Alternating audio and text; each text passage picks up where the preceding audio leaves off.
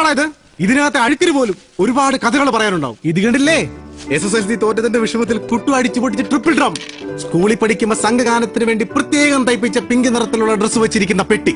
പ്രവീണിന് കലോത്സവത്തിൽ ഫസ്റ്റ് കിട്ടിയതിന്റെ അന്ന് രാത്രി അടിച്ച ബ്രാൻഡിയുടെ കുപ്പി. അതിലിച്ചിരി ബാക്കിയുണ്ടല്ലോ. അത് പോട്ടെ. ഇത് മമ്മൂട്ടി കണ്ണൂർ ഷൂട്ടിന് വന്നപ്പോ വലിച്ച സിഗരറ്റിന്റെ കൂടെ.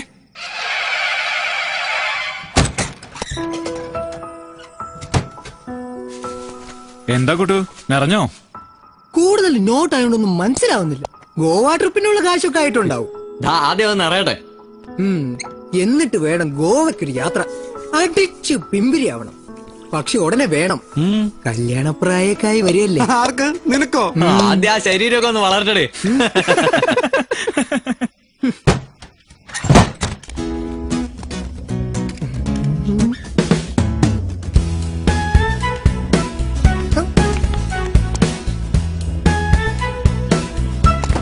കോമ്പാരെ ഒരു കള്ളു കുടിച്ച ഇങ്ങനെ ഇരിക്കും.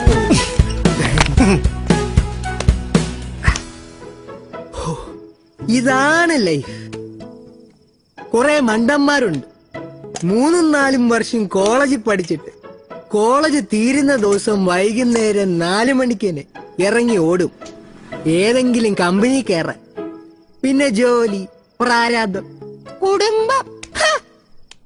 അവന്മാരെ കൊണ്ടൊക്കെ പറ്റുമോ ഇതുപോലെ ആഘോഷിക്കാൻ, ഇതുപോലൊന്ന് ഒത്തുകൂടാൻ?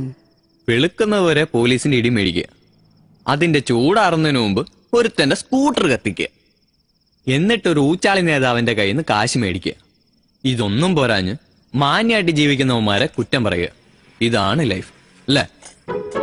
നിന്റെ ചിന്താരീതികളൊന്നും ശരിയല്ല.